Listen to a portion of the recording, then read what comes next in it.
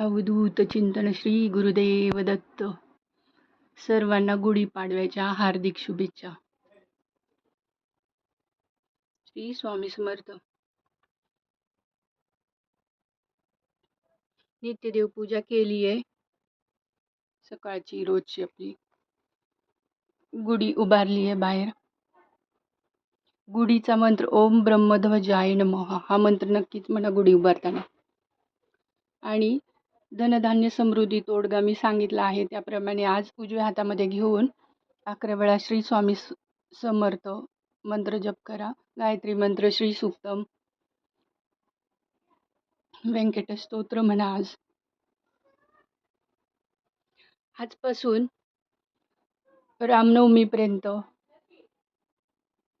रामरक्षा जरूर म्हणाल. हे स्तोत्र नक्कीच वाचा.